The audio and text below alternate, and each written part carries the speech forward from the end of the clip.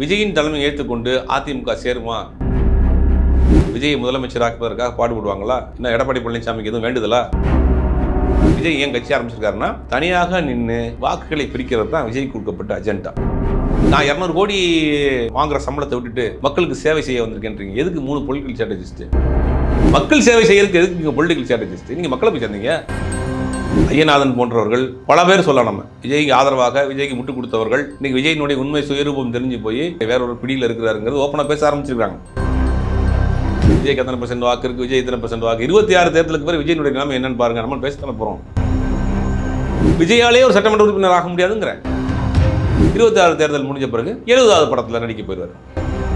முட்டையை விட்டு எறிவோம்னு சொல்லி மிரட்டினதுக்கு அவ உண்மையில் எரிஞ்சிருவாங்களோ அவன் நேரம் ஓடி போய் பாதுகாப்பு இருக்காங்க. இவர் களத்துக்கு வந்து மக்களை சந்திச்சு பிரச்சனையை ஃபேஸ் பண்ணி முதலமைச்சராகி நாட்டை காப்பாற்றி, இதெல்லாம் அரசியல்வாதிக்கு உண்டான ஒரு அடிப்படை ஃபிட்னஸே இல்லாத ஒரு தலைவர் தான் விஜய். வாகை தமிழ் நேயர்களுக்கு வணக்கம். இன்று நம்மோடு அரசியல் பேச இணைந்திருக்கிறார் பத்திரிகையாளர் சுபேர் அவர்கள். வணக்கம். வணக்கம். தமிழ்நாட்டில் பிரசாந்த் கிஷோரோட வருகை வந்து போன உடனே 3 நாட்கள் அதை பற்றி தான் பேச்சு அடிப்படுது. தாவேக்காவில் ஒரு மாற்றம் ஏற்படும் அப்படின்ற ஒரு குண்டை தூக்கி போட்டு போயிருக்காரு. அதிமுகவும் தாவகம் ஒரு கூட்டணி ஏற்படும், அதில் ஒரு நிறைய கூட்டணிகள் உள்ள வரும் அப்படின்னு ஒரு குறிப்பை சொல்லி போயிருக்காரு. எப்படி பார்க்குறீங்க? இல்லை, முதல்ல கட்சி ஆரம்பித்த முதல் மாநாட்டிலேயே விஜய் என்ன சொல்கிறாரு அப்படின்னா, நான் தான் என்னுடைய தலைமையில் ஆட்சி, எங்களை நோக்கி வருகிறவர்களுக்கு ஆட்சி அதிகாரத்தில் பங்கு அப்படிங்கிறது அவர் கிளியர் பண்ணிட்டார். அப்படிங்கும் போது விஜயின் தலைமை ஏற்றுக்கொண்டு அதிமுக சேருமா? ஒரு பாரம்பரியமான கட்சி, பல முறை ஆண்ட கட்சி, இப்போ எதிர்க்கட்சியாக இருக்கக்கூடிய கட்சி, கிட்டத்தட்ட ஒரு 50க்கும் மேற்பட்ட சட்டமன்ற உறுப்பினர்களை வச்சிருக்கக்கூடிய ஒரு கட்சி, நேற்று கட்சி ஆரம்பித்து ஒன்றும் ஒரு தேர்தலோடு சந்திக்காத, வீட்டை விட்டு வெளியே வராத பண்ணையார் விஜயை நம்பி அதிமுகங்கிற ஒரு பாரம்பரியமான கட்சி விஜயை முதலமைச்சராக்குவதற்காக பாடுபடுவாங்களா? இன்னும் எடப்பாடி பழனிசாமிக்கு எதுவும் வேண்டுதலா? பண்ணாரியம்மன் கோயிலேருந்து சத்தியம் திட்டமிட்டு இருக்காரு விஜயை முதலமைச்சராக்க போகிறேன்னு.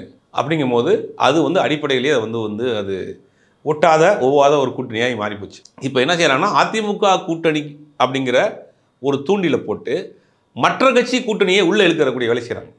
இப்போ அதான் அந்த ஒரு என்ன ஸ்ட்ராட்டஜிஸ்ட் அப்படிங்கிறாங்க இல்லையா, என்ன பண்ணுறாங்க அப்படின்னா, நாங்கள் அதிமுக கூட்டணியை வைக்க போகிறோம் அப்படின்னா, அந்த சிறு ஒரு முதல்ல நம்மள ஒரு துண்டை போட்டு வைப்போம் அப்படின்னு உள்ளே வருவாங்க. அந்த வேலையை செய்யக்கூடியது தான் அதிமுகவோட கூட்டணி. அதிமுக கூட்டணி முடிஞ்சிருச்சு அப்படின்னு ஒரு நியூஸை கட்சியை விட்டுக்கிட்டே இருக்கிறாங்க. அது ஒருபோதும் ஏற்றுக்கொள்ள முடியாத ஒரு சூழ்நிலை தான் 2 கட்சிக்கும் இருக்குது. விஜய் என்னுடைய தலைமையில் தான் புஷியானந்தே சமீபத்தில் தான் பேசியிருக்காரு. தளபதியினுடைய தலைமையை ஏற்றுக்கொண்டு வருவர்கள் தான் கூட்டணி.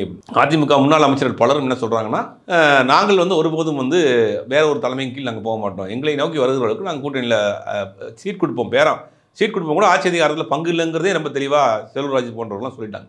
அப்போ இது ஒரு கசிய விடப்பட்ட செய்திகள். இது ஏன் கசிய விட்டுருக்காங்க அப்படின்னா, மற்ற கட்சிகளை உள்ளே இழுக்கிறதுக்காக இது அவர்களாக போடப்படக்கூடிய ஒரு திட்டம். ஆனால் விஜயினுடைய திட்டம் என்ன?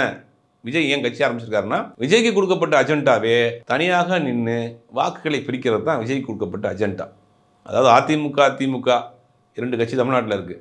அப்போ பிஜேபிக்கு எதிரான ஒரு வாக்குகள் ஏதாவது ஒரு வணியில் மொத்தமாக போய் சேர்ந்துடக்கூடாது. அப்போ இந்த விஜய்க்கு பின்னாடி ரசிகர்கள் கூட்டம் இருக்குது, முதல் தலைமுறை வாக்காளர்கள் இருக்காங்க. அந்த வாக்குகளை பிஜேபிக்கு எதிராக மாறி போய் நின்றக்கூடாது. அது விஜயை வச்சு அந்த வாக்குகளை ஸ்பாயில் பண்ணக்கூடிய வேலையை செய்கிறாங்க. இதுதான் பிரசாந்த் கிஷோரோட ஸ்ட்ராட்டஜி. அதாவது ஒரு சென்சஸ் படி தாவேக்காவுக்கு 20% வாக்குகள் அப்படின்ற ஒரு பார்வையை சொல்லிட்டு போயிட்டாரு. ஆனால் இன்னைக்கு அதிமுக வலுவிழந்த நிலையில தமிழ்நாட்டில் ஒரு பிரதானமாக இருக்கிற 2ஆம் கட்சியாக பார்க்கப்படுது. இதை நம்ம எப்படி பார்க்குறது? இல்லை, வலுவிழந்துலாம் இல்லை. அதிமுகவும் இன்னைக்கு குறிப்பிட்ட வாக்கு சதவீதம் உள்ள ஒரு கட்சி தான்.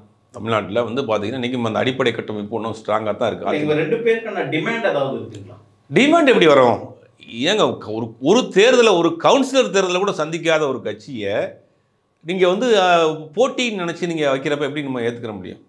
ஒன்றும் ஒரு தேர்தலில் கூட சந்திக்கல. உதாரணத்துக்கு ஈரோடு இடைத்தேர்தலில் நின்று அவங்க வாக்கு சதவீதத்தை காமிச்சிருக்காங்கன்னா கூட நீங்கள் சொல்கிறது எல்லாத்துக்கும் ஒத்துக்கலாம். ஒரு நம்பரை சொல்கிறாங்க, 18%, 20%, 6%, 7%. எப்படி கண்டுபிடிச்சிங்க?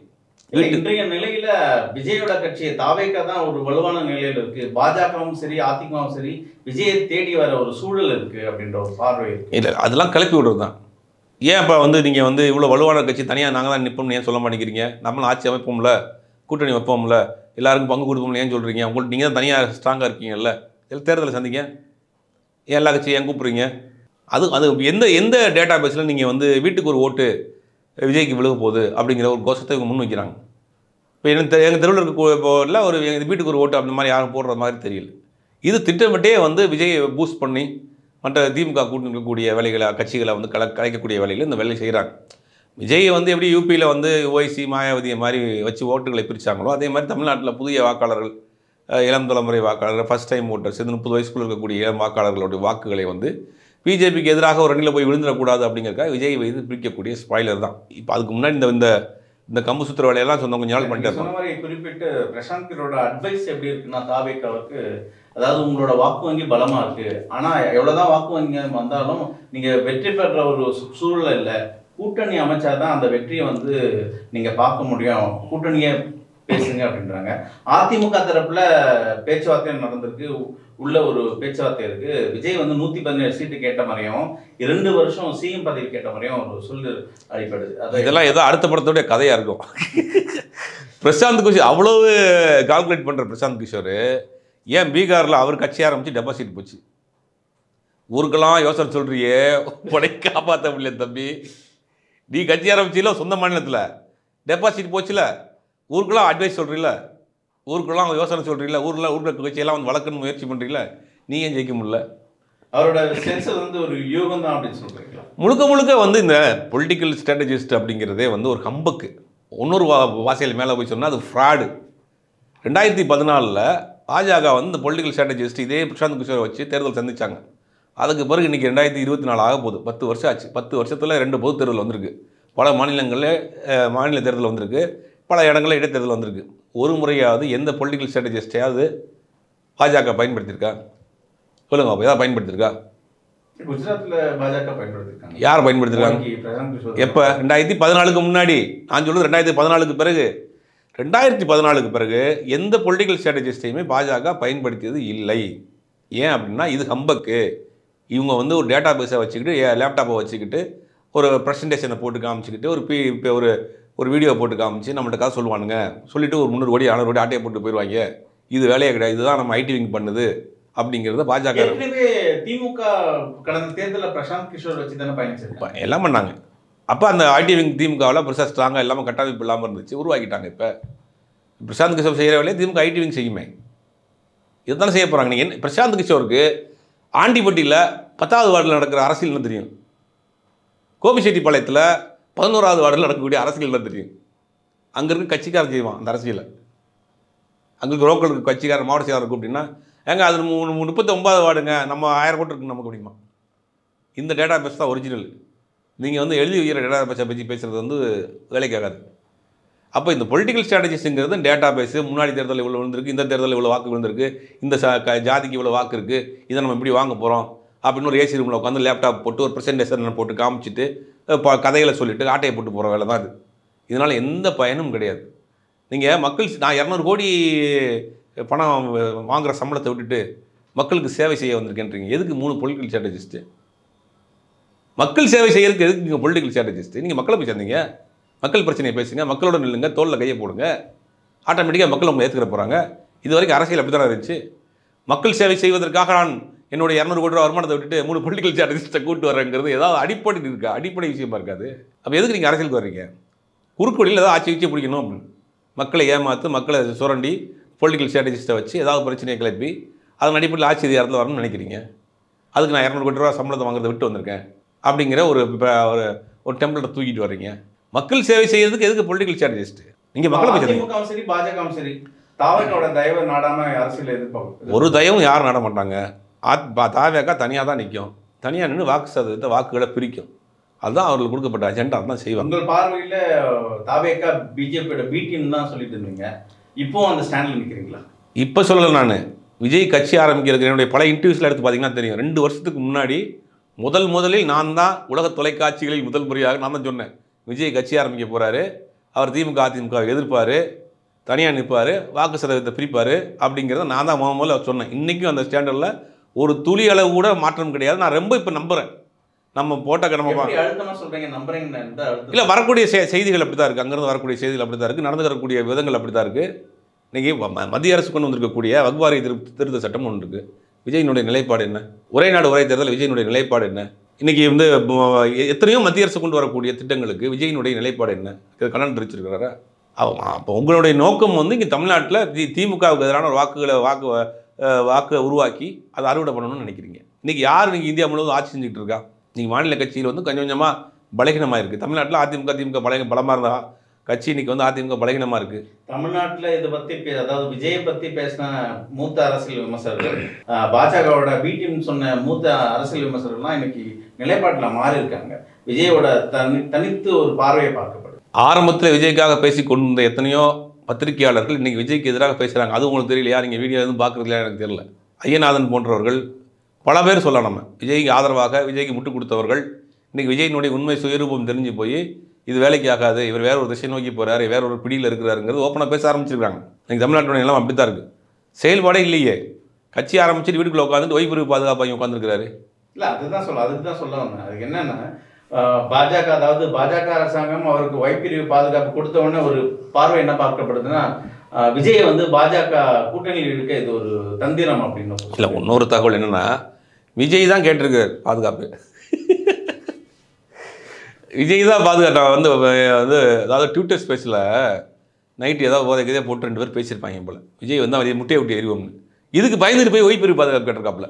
அதெல்லாம் வந்து இவரெல்லாம் எப்படி அரசியல் களத்துக்கு வர போகிறாரு? ட்விட்டர் ஸ்பேஸில் 4 பேர் ஏதோ மிரட்டியிருக்காங்க போல். வெளியில் வந்தால் அது முட்டையை விட்டு தான் எரிய விட்டுருக்காங்க, கல்லை விட்டு எரியல. முட்டையை விட்டு எறிவோம்னு சொல்லி மிரட்டினதுக்கு அவள் உண்மையில் எரிஞ்சிடுவாங்களோ அவன் நேரம் ஓடி போய் பாதுகாப்பு கேட்டிருக்காப்புல.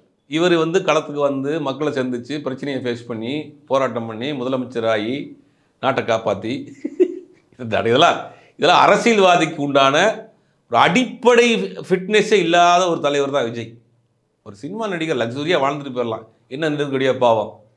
இன்றைக்கி வந்து அரசியல் வாக்கப்பட்ட பிறகு புலிவாலை பிடிச்ச மாதிரி ஒரு கட்சி ஆரம்பிச்சிட்டாரு.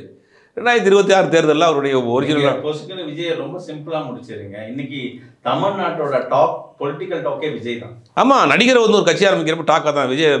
உங்களுக்கு ரஜினிகாந்த் கட்சி எந்த கூட்டணிக்கு இழுக்கலாம்? விஜய் ரஜினிகாந்த் வந்து ஆன்மீக அரசியல் ஆரம்பிக்க போனார்.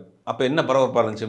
மீடியா என்ன பரபரப்பாக இருந்துச்சு? நீங்கள் பார்த்துட்டு தான் இருந்தீங்க. இப்போ ரஜினிகாந்த் வெளியில் வந்தால் செய்தி, வீட்டுக்குள்ளே போனால் செய்தி, ஏர்போர்ட்டுக்கு போனால் செய்தி, தும்முனா செய்தி, நின்னா செய்தி, உட்காந்தா செய்தி. ரஜினிகாந்த் கட்சி ஆரம்பிக்கப்பா இந்த கட்சியில் அவர் சேர்றாரு, இந்த கட்சியில் இவர் சேர்றாரு, இந்த கட்சியில் அவர் கூட்டணி வைக்கிறாரு, ஒரே பரபரப்பாச்சு. கட்சி ஆரம்பிக்கல. கமல்ஹாசன் கட்சி ஆரம்பிக்கிறப்ப என்ன ஆச்சு? மையம் ஆரம்பிச்சிட்டாங்க. தமிழ்நாட்டினுடைய அரசியலே மாறப்போகுது, தலைகளாக மாறப்போகுது, இத்தனை % ஓட்டு இருக்குது அப்படி அரசியல் விமர்சகர்கள், மூத்த பத்திரிகையாளர்கள் எல்லாம் உட்காந்து ஊட்டுனாங்க. விஜய் கமல்ஹாசனுடைய நிலைமை என்னாச்சு? அப்போ ஒரு சினிமா நடிகர், ஒரு உச்ச நட்சத்திர நடிகர் வந்து ஒரு கட்சி ஆரம்பிக்கிறப்ப அந்த ஊடக வெளிச்சம் ஆட்டோமேட்டிக்காக கிடைக்கும். இப்போ நீங்களும் ஆனால் கட்சி ஆரம்பிக்கிறது காட்டிலும் ஒரு நடிகர் கட்சி ஆரம்பிக்கிறதுக்கு ஒரு 500 கோடி ரூபா வச்சிருக்கார் ஒருத்தர். அவர் கட்சி ஆரம்பித்தா அவர் அவரால் பெருசாக வந்து வெளியே தெரியாது. ஆனால் ஒரு நடிகர் கட்சி ஆரம்பிக்கிறப்ப அது வெளிச்சம் ஆட்டோமேட்டிக்காக வந்துடும். நீங்கள் சீமான் பேசுகிற பேசுகிறீங்க, பணப்பொழுப்பில் ஆடுறாரு விஜயன்னு சொல்கிற மாதிரி நீங்களும் பணம் வச்சிருக்காரு விஜயன்ட்டுருங்க. ஆமாம், பணம் இல்லையா அவர்கிட்ட? ஏங்க எவ்வளோ படத்தில் நடிச்சிருக்காரு, படத்துக்கு 200 கோடி வாங்குறேன், அவரே சொல்கிறாரு 200 கோடி வாங்குறேன், நான் சினிமாவில் உச்சத்தில் இருக்கிறப்ப விட்டு வரலையா, மக்களுக்கு சேவை செய்யலையா, வந்திருக்கணும் இல்லையா அப்படின்னு கேட்குறாரு இல்லையா? அது மாதிரி தான் அவர் பணம் இவ்வளோ படத்தில் நடிச்சிருக்காரு, படத்துக்கு 200 கோடி வாங்கியிருக்கிறாரு, ஒரு பெரிய வசதி வாய்ப்புகளோடு இருக்கிறாரு. அதெல்லாம் விட்டுட்டு மக்கள் சேவை செய்கிறதுக்காக இன்றைக்கி பாருங்கள் ரோடோட தெரிகிறாரு ஜோல்னா பையை போட்டு. மக்கள் சேவை செய்கிறதுக்காக 200 கோடி பணம் வாங்குறதை விட்டுட்டு இன்றைக்கி பாருங்கள் தெருவாக வந்து பிட் நோட்டீஸ் குடிச்சிக்கிட்டு மக்களுக்கு போராட்டத்துக்காக ரோட்டில் உட்காந்துருக்காரு. பார்த்தா எவ்வளோ பாவமாக இல்லை உங்களுக்கு? போராட்டம் காலம் இருக்குங்க. களத்தில் இறங்கியிருக்காரு. களத்தில் முதல்ல வேனை விட்டு இறங்க சொல்லுங்கள். களத்தில் 2வது இறங்கும். முதல்ல அவர் வர்ற வேனை விட்டு முதல்ல இறங்க சொல்லுங்கள். அப்புறம் பாவம் வேனை விட்டு வேணாம், முதல்ல வீட்டு விட்டு வர சொல்லுங்கள். கட்சி வீட்டு பக்கத்தில் கட்சி ஆஃபீஸு, அதை தாண்டி வர மாட்டேங்கிறாப்புல. இந்த காஞ்சிபுரம் டிஸ்ட்ரிக்டை தாண்டி நீ வரக்கூடாது, நானும் வரக்கூடாது. அப்படி இருக்கிற ஆளுக்கு தான் பயப்படுறீங்க எல்லாம். யார் பயப்படுறா? இந்த ஊடகம் வந்து அப்படி ஒரு போலியான பிம்பத்தை அப்படி உருவாக்கிட்டே இருக்குது. விஜய்க்கு எத்தனை % வாக்கு இருக்குது, விஜய் இத்தனை % வாக்கு. 26 தேர்தலுக்கு பிறகு விஜயனுடைய நிலைமை என்னென்னு பாருங்கள். நம்ம பேசத்தானே போகிறோம். அதாவது ஒரு வாக்கு வங்கி இருக்குது விஜய்க்கு. ஒரு இளைஞர்கள் கூட்டம், ரசிகர்கள் கூட்டம் பின்னாடி இருக்குது. அதில் மாற்றுக்கிறது கிடையாது. அந்த ஓட்டு விழுகும், ஒரு குறிப்பிட்ட சதவீத வாக்குகள். அதை வச்சு நீங்கள் ஆட்சி அதிகாரத்தை விஜயாலே ஒரு சட்டமன்ற உறுப்பினர் ஆக முடியாதுங்கிற ஒரு குறிப்பிட்ட வாக்கு சதவீதத்தை வச்சு நீங்கள் ஆக முடியாது. அது வந்து அந்த வாக்குகளை பிரிக்கிறதுக்கு பயன்படும். அதுதான் விஜய்க்கு கொடுக்கப்பட்ட அஜெண்டா. அதுதான் விஜய் கரெக்டாக தெளிவாக செஞ்சுக்கிட்டு இருக்காரு. தாவேக்காவோட கடைசி நிலைப்பாடு 2026 தனித்து போட்டியா அல்லது கூட்டணி இருக்குமா? 2026 விஜய் தலைமையிலான ஒரு கூட்டணி அமைப்பாங்க. இன்றைக்கி கூட ஒரு கூட்டணி, இந்த தமிழ்நாட்டில் ஒரு மிகப்பெரிய ஒரு கட்சி, தமிழக முஸ்லீம் லீக்னு ஒரு கட்சி, இப்போ ஒரு கட்சியோட கூட்டணி இன்றைக்கி பேச்சுவார்த்தை நடத்திருக்காங்க. அவர் யாரோ ஒரு தலைவர் நம்மளாம் பார்த்ததே கிடையாது, அப்புறம் ஒருத்தர் போட்டிருக்காங்க போல் கூட்டணி முடியும். அந்த மாதிரியான ஒரு பழம்பெருமையான கட்சிகள், மக்கள் செல்வாக்குள்ள கட்சிகளோடு சேர்ந்து கூட்டணி அமைப்பார் விஜய். அதுக்கு பிறகு தமிழ்நாட்டில் 26 தேர்தல் முடிஞ்சோடனே 70வது படத்தினுடைய வேலைகள் தொடங்க போயிடுவார். ஆன்மீக அரசியல்னு ஒருத்தர் இறக்குனாங்க, அது கருவில் கலைந்து விட்டது. இன்னொருத்தர் வந்து மைய அரசியல்னார், அது மையத்தாக போச்சு. இன்னொருத்தர் வந்து இப்போ இறங்கியிருக்கிறாங்க, அப்போ ஒவ்வொரு காலகட்டத்திலையும் ஒருத்தர் இறக்குவாங்க. அந்த மாதிரி இப்போ விஜய் இறக்கிறாங்க. 26 தேர்தல் முடிஞ்ச பிறகு 70வது படத்தில் நடிக்க போயிடுவார். இங்கே வந்து ராஷ்மிகா மந்தனாவோ இல்லை வந்து அன்றைக்கி இருக்கிற நடிகைகளோடையோ எங்கே சுவிட்சர்லாந்துலேயோ ஊட்டிலையோ டூயட் பாடிக்கிட்டு இருப்பார். 70வது படத்தோடைய வேலைகள் நடக்கும். அப்போ அதை நம்பி பின்னாடி போனவங்க ஜாலரா போட்டவங்க உருட்டினவங்க எல்லாரும் பாவம் நடு ரோட்டில் தான் நிற்கணும். பாமக அன்புமணி ராமதாஸ் விஜயை சந்தித்து பேசினா ஒரு சலசலப்பு இருக்குது தமிழ்நாட்டில்.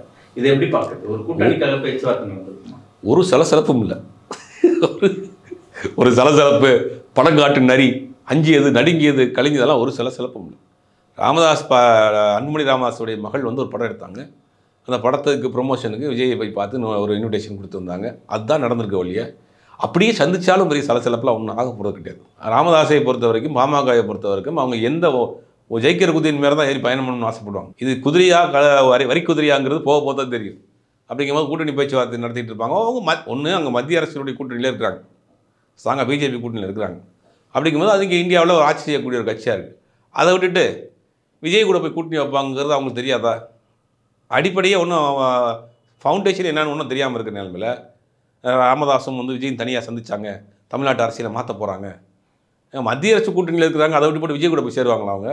விஜய் பாமகவை பொறுத்தவரைக்கும் எப்பயுமே ஜெயிக்கிற குதிரையின் மேல் பயணம் செய்யக்கூடியவர்கள். அப்போ ஜெயிக்கிற குதிரை அப்படின்னா மத்திய அரசில் இன்றைக்கி அவங்க அங்கம் வகிக்கக்கூடிய இருக்காங்க. மாநிலத்தில் நீங்கள் வந்து இன்றைக்கி ஆட்சி அதிகாரத்தில் இல்லாட்டி கூட மத்தியில் அவங்க மத்தியில் அரசாங்கம் இருக்கு இல்லையா? அதை விட்டுட்டு விஜய் கூட மத்திய அரசு வேணாம், மாநில அரசு வேணாம், நாங்கள் விஜய் தான் எங்களுக்கு முக்கியம் பண்ணிவிட்டா விஜய் ரசிகராக அவர் பின்னாடி போகிறதுக்கு. அன்புமணி ராமதாஸ் விஜய் ரசிகராக நீங்கள் சொல்லுங்கள். விஜய் ரசிகராக தான் விஜய் பின்னாடி போவாங்க. அவர் கட்சி தலைவராக இருக்கிறார், எம்பியாக இருக்கிறாரு, மத்திய அமைச்சராக இருந்தவர், அவருக்கு ஓட் பேங்க் வச்சிருக்காங்க. இல்லை இன்னைக்கு பலமாக தாவேகா பற்றி பேசுகிறாங்க அரசியலில், ஒரு கூட்டணி வார்த்தையும் பேச்சு இருக்கலாம். இல்லை அது அந்த மாதிரி தகவல் இது வரைக்கும் வரல. 2 பேர் சந்திச்சதாக தனிப்பட்ட முறையில் பேசினதாக கூட்டணி நடந்ததாக தகவல் வரல. இப்போ அதிகாரப்பூர்வமான தகவல் என்னென்னா அது முஸ்லீம் லீக்னு ஒரு பெரிய கட்சி தமிழ்நாட்டில் மிகப்பெரிய ஒரு பிரபலமான கட்சியோடு இன்றைக்கி பேச்சுவார்த்தை நடத்திருக்காங்க. அந்த கட்சியோட தான் கூட்டணி வச்சு ஆட்சியை பிடிக்கிறதுக்கு உண்டான வேலைகள்லாம் செஞ்சிட்ருக்காரு. வரி குதிரையா இல்லை ஜெயிக்கிற குதிரையான்னு காலம் உங்கள் நேற்று கருத்து